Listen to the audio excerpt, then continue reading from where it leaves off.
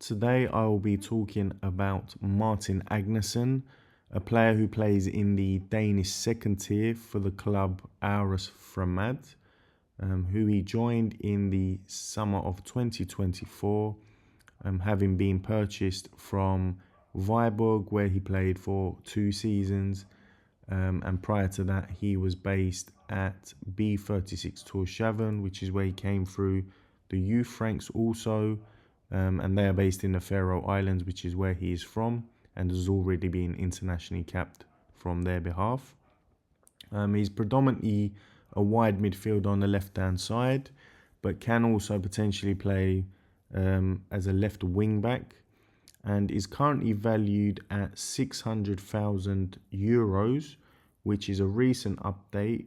Prior to this season, he was rated at €150,000, according to Transfermarkt. So it goes to show he's probably having a good season or two for them to update his value this much. He's only just recently turned 22 in December, so he still has enough time to develop and mature further, potentially in the top tier, which we'll go into more detail. So to start off with his strengths, he relies heavily on his high work rate and stamina throughout the game. He has good ball control and accelerates sharply down the left-hand side. So he has different gears. He can, take on players as well with his dribbling ability. And he's comfortable carrying the ball through the thirds and usually providing a cross into the area once he gets into the attacking third. He's got a good range of passing also, so both short and long, and he's quite intelligent in his positioning, so at times he knows when to go forward or when to defend. And he's consistent and dependable, so he can do either side of the game quite well, but he really accelerates in the offensive side more. In terms of development, I would say probably his long-range passing accuracy needs to be slightly better. He's quite limited in terms of his weaker foot, which would be his right foot. He seems to be slightly one-footed, but again, that's something he can develop. And the final thing I would say is his physicality, which he lacks. It's something which I'll go into more detail. So in terms of physicality, he's got an average build, he's got a short frame, which is suitable for a wide player role, and complements his fast-paced manner as a player and his high stamina and work rate. I would say he can probably do with some bulking up or more development physically, as long as it's not at the expense of his pace. So I believe sometimes he can look weak in challenges or he gets fouled quite often. So he takes a heavy burden on his body in terms of defending. Technically, he's got good ball control. He can dribble and his passing is quite accurate. So he can suit the possession-based build-up, or he can be a direct counter-attacking player down the left-hand side. And he's also responsible for the left-footed set pieces. So he has plenty of experience on corners and free kicks, even though he needs to touch up a little bit more on his accuracy. Tactically, he currently plays as a left-sided midfielder, but has previously played as a left-back. And as I mentioned before, internationally can at times play left wing.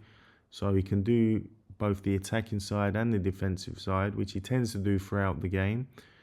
And he's quite competitive, especially in defensive ground duels.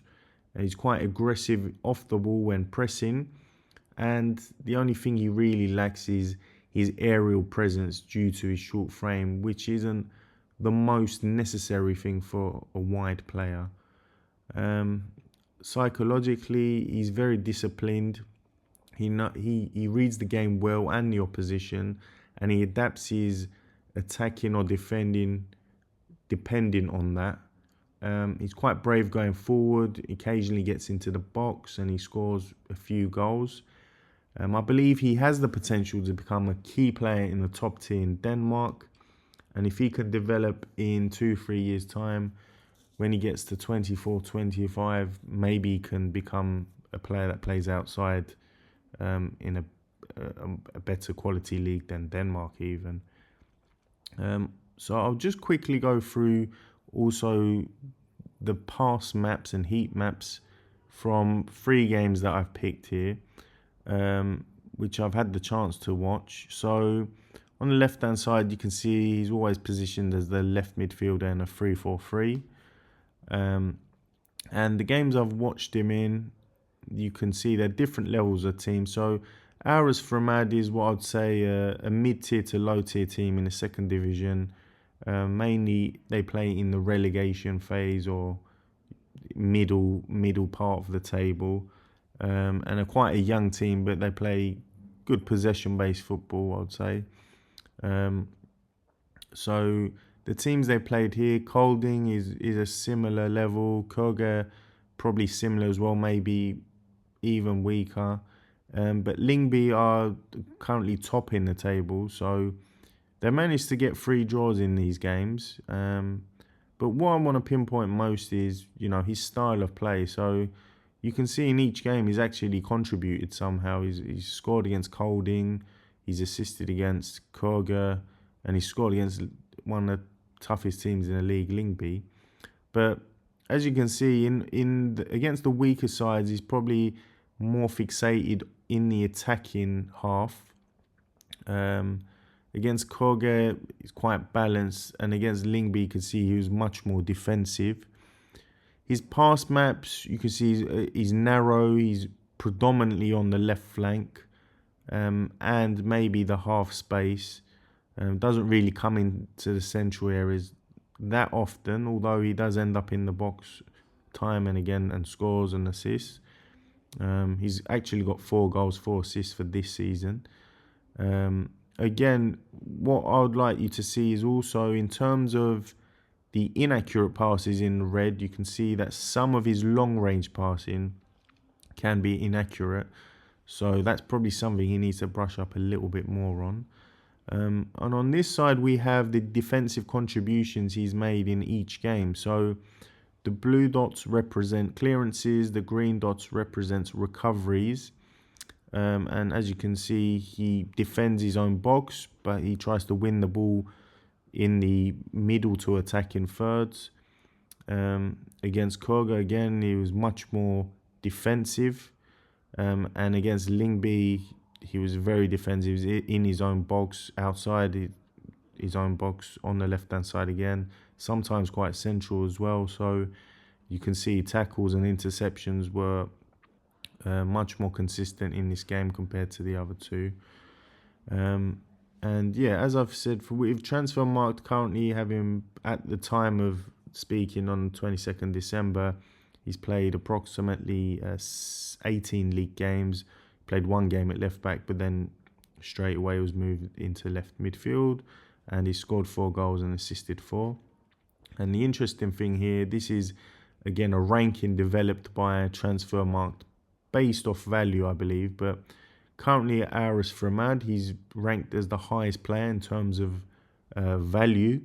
And in terms of Division 1, which is the Danish second league, he's currently ranked as the 29th most valuable player, which for a player that potentially plays as a midfielder or defender is quite good, given that the level of the team he plays at, and also given how the attackers and the midfielders tend to be the more valuable players. So it seems quite impressive. If I go back, last of all, with the risk assessment, he has no substantial injury to date, according to Transfermarkt, although according to some sources I've read, which I haven't been able to verify, he did break his collarbone while he was at Viborg on 2 different occasions, and then ended up getting surgery. This was mostly from a clash with a opposition player. So not so much a football-related injury in terms of legs and body, but quite a unique sort of injury, I would say. In terms of adaptation, I don't think it's a low risk for me because he's already been in the Danish system for the past 3 years. In terms of the football, social and weather side of things, the conditions, similar to Faroe Islands, I would assume, but he's been in Denmark long enough and at a young age to adapt quickly. Tactically, again, I think he needs to develop physically slightly.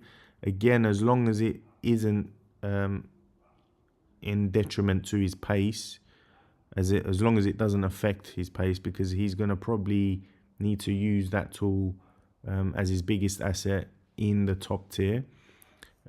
Fee is likely to be under 1 million euros. As I said, Transfermarkt have recently valued him at 600,000 euros.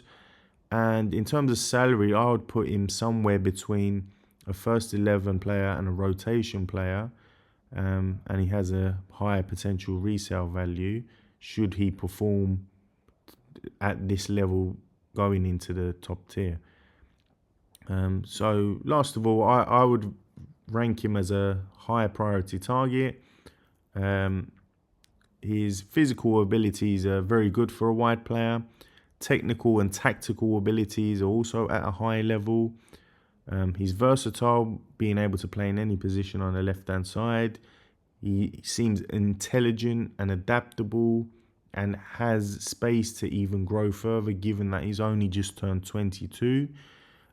He will play at international level, presumably in qualifiers and Nations League in Europe. And he's at an ideal age where he can actually challenge for the positions that he is going for at the club. So, given that he's 22, he's a young adult and should be able to, challenge someone that is probably established in the team. And yeah, he has a potential high resale. I believe if he can play the way I've seen him play across the games in the top tier in Denmark, I believe not only will he become a key player there, but he may even have the chance of playing in an even better league. But it would depend on his development in the next 2-3 years. But certainly a player that I believe will be transferred, maybe even by next summer.